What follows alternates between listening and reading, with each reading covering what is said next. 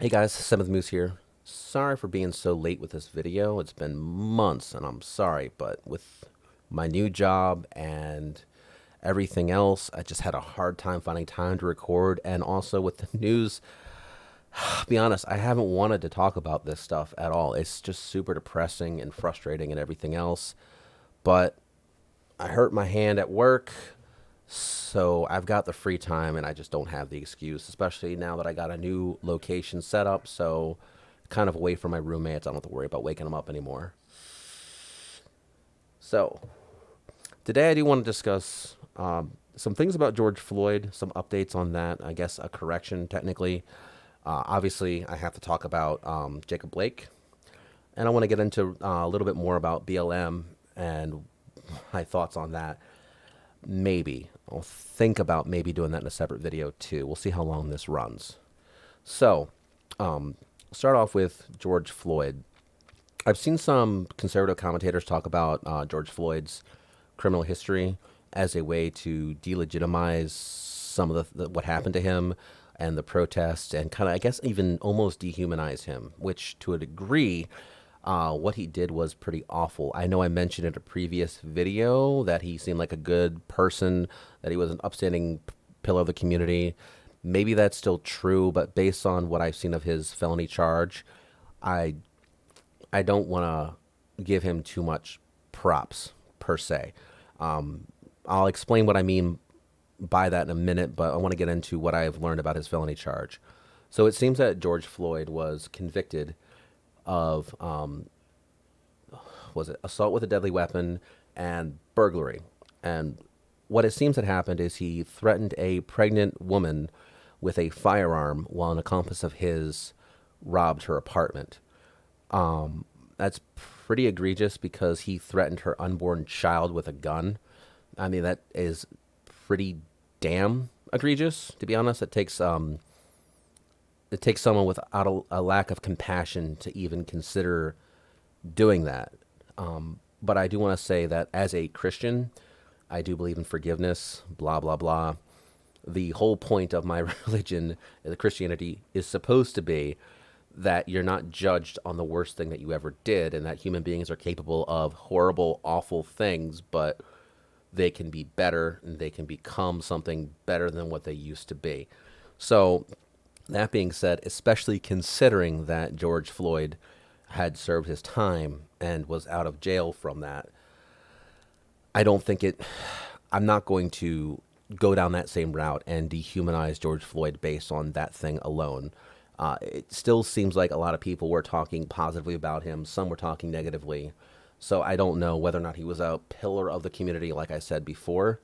And I know people don't like to speak ill of the dead, so that could be part of it. Then again, with all the political stuff going on around this case, who knows what's true and what's not without actually going down there and talking to people that really knew him. That being said, I do hope that he was a good person, that he was going in a place that is better and moving his life forward. I choose to believe that he was. If I'm going to err on the side of either one, just again, as a Christian, I'd like to give people the benefit of the doubt. I also want to talk about why that doesn't matter at all in this scenario, what happened during his death. He was already handcuffed in the back of a car. I know he was resisting arrest. Some doesn't look like he assaulted the police officers directly, physically. He probably did some. Talk about this a little bit more with Jacob Blake, but it was a difficult arrest for sure. But he had been handcuffed. He was in the back of a car. They pulled him out, and then he died. Now, news has come out saying that they think he'd actually died of a heroin overdose. That may or may not be true. That could be the police trying to cover. I'm not going to go down conspiratorial veins on that. We're going to pretend like that is also accurate. And a lot of conservative commentators are using that, saying that Derek Chauvin is now exonerated or will be exonerated because he's not the one that killed him. The heroin overdose is. My point with that is, my counterpoint to that is going to be that we do have the inverse to a heroin overdose. I don't know what the name of it is off the top of my head, but most police offices and most police cars have that in the car because it's such a common problem, especially in lower income areas, which it seems like this was. I'm not super familiar with the area in which George Floyd was arrested and lived, but if he was on heroin and an overdose level of heroin, it's quite possible that there was a problem with heroin and that these officers should have had that in the car, if not handy somewhere. So they owed him that in a sense, especially considering the crime that he was currently committed of, or currently accused of, not committed, currently accused of, which was passing off a fake 20. So not really that bad. Innocent until proven guilty either way. So this still looks like murder. This still looks really bad. At the very least, it is an egregious disservice. These officers were not doing what they're supposed to do in that sense. I do still think that Derek Chauvin should be arrested and should go to jail. I don't know if I agree with the charge that he is given, which is a higher degree of murder than I think is deserving of, but that's my opinion. That might change. Secondarily, I also think that his partners who did not step in should be facing administrative action for sure. At the very least, suspension, if not termination. Now, going forward with this, because I do want to talk a little bit about how I'm going to deal with corrections in the future, and it's going to be basically I'm not going to. And I know that sounds disingenuous and bad, but first off, you shouldn't be coming to me for news. You're coming to me for my take on what's going on, hopefully. So if you take what I'm saying as the God's honest truth and definitely true, you've already made a mistake there.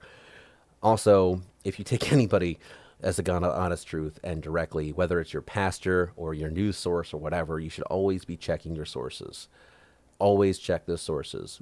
But when I do these videos, it's just my take on what I've seen, what I've heard, and what I understand of the situation, and just a little bit of hopefully entertaining opinions on the matter. That being said, I try not to talk about stuff that is brand new until information comes out because I try to at least get a good idea of what's going on. This Jacob Blake thing is still pretty fresh, so I'm sure I'm going to make some mistakes. So please do your own research on that stuff so that you don't make the same mistakes that I probably will. And then form your opinions accordingly. So I do want to talk about Jacob Blake and what was going on. I know I just talked about how criminal history shouldn't matter, but in this scenario, it really does. And I want to explain exactly why it does matter in this case and why I think I did a good job explaining why it didn't matter in the other case. Again, he was already arrested and then he was killed. Now, Jacob Blake. I'm looking at Reuters right here. It appears that he had a arrest warrant out for his arrest for not sex with a minor. It looks like that was a confusion of the statutes and codes, whether it's intentional or not, who knows, but a sexual assault. So the police wanted to arrest him for sexual assault. I have heard that there was also a second warrant for his arrest for assault in general. I could be wrong on that one. I've seen it in multiple places, and I haven't seen it in others, so I don't know if that's accurate. But I'm going to pretend like it is for the sake of this to kind of set the scene a little bit. But we do know that there was, at least from Reuters, a sexual assault warrant out for Jacob Blake's arrest.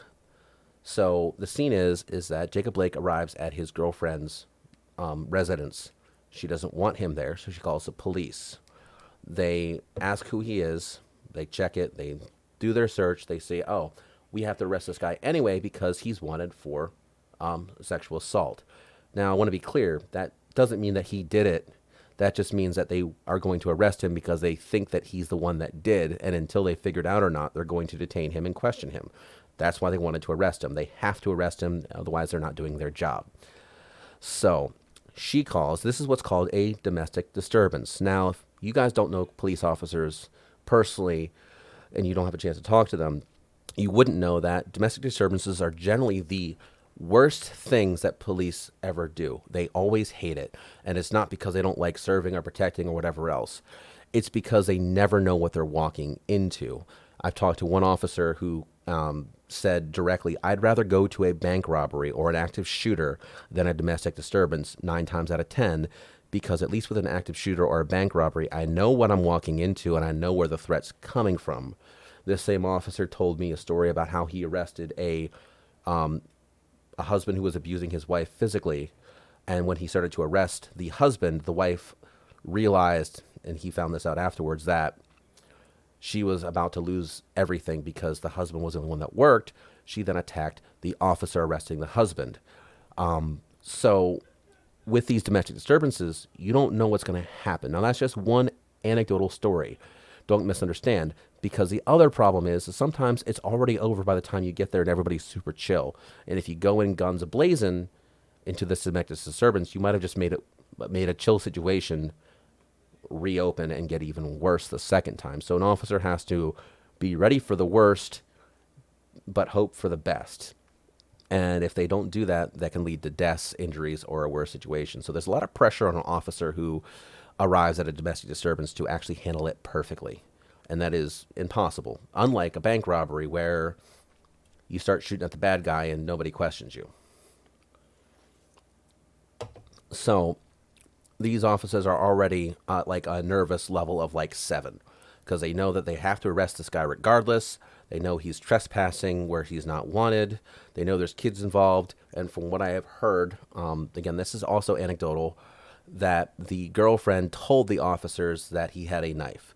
So they believe that he has a weapon. And on police procedures, generally speaking, if they hear that there might be a weapon, they treat it as if they know there is. So they take no risks. So they arrive at the scene and they attempt to arrest Jacob Blake. Now, he resists arrest violently, from what I've heard and seen from eyewitness reports, from conservative commentators, blah, blah, blah. I could be wrong on this, but violently resists arrest. He throws 2 officers off of him. They had attempted to tase him. They had attempted to handcuff him, and he resisted. So they drew their weapons. Now, this is where the video actually starts. It's only about 30 to 40 seconds long, which doesn't seem like it's a very long video, but if you understand how gunfights or fights in general work, they're usually over very quickly. 30 to 40 second fight is a long one. Multiple officers had guns drawn on Jacob Blake, telling him to get down, to stop, after he had already assaulted officers in the process of resisting arrest. And I say assaulted officers as an assumption, but if you're resisting arrest physically, you're probably pushing, which is technically an assault, but it shows a violent tendency. So these officers are already going to have this elevated stress level on top of their already elevated stress level. And they had heard that there was a knife. So he goes into his car. They tell him to stop multiple times while their guns are drawn on him. And then they shoot him 7 times in the back. And I really hate that term. They shot him in the back. He was running away. Well, if he was running into a car to escape a scene and then runs over the officers, they should have shot him in the back to save the officer's life. There were kids in the car. They don't know if he's going to take that knife and hold it to the kid's throat and, hostage situation. Now they should have shot the guy, because usually in hostage situations, the person taking the hostage does not survive. And it would have saved everybody a lot more trouble. And I think that's possible. Or, lastly, a knife is more dangerous in close quarters combat than any gun is. Maybe not any gun, but most guns, especially the ones that the officers had. So this person reaching into a car, potentially grabbing a knife, was about to make the situation worse. Not only that, but we learn in self-defense classes and stuff like that, as well as police, if someone has a gun on you, you have 2 choices. You can obey what they're saying, or you can die. Those are it. If you don't listen to the person holding a gun to you, you should expect to get shot. Now, we can argue whether or not they should have pulled guns or whether or not they de-escalated the situation properly, blah, blah, blah. But the fact of the matter is, I see a lot of opportunities for Jacob Blake to get out of this situation alive and handle it in the legal sense later on. Now, if you guys want to yell at me and say, oh, he should have been arrested, or, oh, this or that, well, you shouldn't be upset that he got shot. You should be upset and say that, oh, well, he only resisted arrest because he didn't have the means to fight the charges. And then you should be supporting organizations that give people the means to fight bullshit police charges, not rioting and looting. So, to reiterate, this is what I see. An actual police officer doing a pretty decent job of trying to control the situation, failing, and finally having to pull the trigger. I have not seen any egregious charges on the officer who shot him. That may come up later, and if it does, and it turns out they had a personal history and, the guy was an absolute jerk and he was a total racist, my opinion's obviously going to change a little bit on whether or not he escalated the situation intentionally or not. So this brings me to the last point. Now, because an unarmed black man was shot in the back, and that's all they care about, not the situation around it. They don't want to wait for any kind of information to come out. They being protesters, rioters, and looters. 3 separate categories here. Not they as in a certain race or anything. Don't misunderstand and twist my words. And now everybody's pissed off over what is functionally nothing, or at the very least shouldn't be what it is. And they're mad at the wrong things. This is not a case of police brutality, I'm sorry to say. But everybody wants to call it as it is. Now, first off, looks like these protests have turned violent. A little violent, quote unquote, from CNN here. But the violence in protest achieves nothing at this point in time. The officer is already being investigated, as are his partners. We don't know if he's going to be arrested or not. He probably will, and he'll probably be a sacrificial lamb because of it when he doesn't deserve to be. Definitely going to be fired now, and he doesn't deserve to be. But when you're protesting, the whole point is, and I think I mentioned this in an earlier video, you hold up signs and you tell people what you want to do, and then if enough people join you, in theory, that thing happens. That's democracy, at least to a degree. That's why we have a right to protest, a right to peacefully assemble, to let other people know that this is going on, and this is something we're concerned about, and this is what we want to do about it. And then if people agree with you, they join you. And then hopefully when enough people join you, your government does what you want, especially if they want to get reelected. Committing acts of violence before giving your government a chance to actually comply with what you're suggesting, what you're trying to get done, delegitimizes the entire cause, in my opinion. In my own personal opinion, try to cover my ass here, I guess, but in my own opinion, committing these violent acts makes someone of middle America, middle class white guy, really not care. If this is the one time that this, say me, for example, middle class, white, Christian, straight, male, everything that should be hated in America. If this is the one that I look up and I watch this video and I do my research and I talk to some officers and everybody says, oh, this was an actual decent shoot. This was fine. This is carriage of justice. The guy should have complied. He had every reason to comply. He theoretically committed a crime. Next time this happens, say another George Floyd, another George Floyd, or something worse. There's been many cases where a person was shot when they shouldn't have been by police. This middle America white person, the theoretical one here, isn't going to bother looking it up and just attribute it to the same bullshit as before. Now you're delegitimizing the entire cause. Not only that, but when you commit acts of violence, you make your protests less popular. People now dislike you. They dislike your cause. They dislike everything about you because people don't like violence. Go figure. So, and this is why it's got me incredibly frustrated, because none of these protests have really waited for the results that they're asking for. It just turns violent almost instantly. And that brings me into a little bit about Black Lives Matter. And I don't want to go fully into all my opinions on that. But the simple fact that BLM is not condemning the violence that is happening at their protests insinuates, at the very least, that they're supporting of it. And some BLM members have even said that they support looting. We've seen this in some things, and the BLM organization has not condemned those members. So we're to assume, at least based on that if they're not condemning it, that they're condoning it. That makes it very hard for someone such as myself to support the entire organization of BLM. Even though the idea behind it I can get behind, it's hard to throw my hat in the same ring as them because I don't agree with the organization and how they're running it. So, anyway, guys, let me know what you think. Tell me how wrong I am. Tell me how much of a horrible bigot I am. And like, share, subscribe, or something. Anyway, end of video.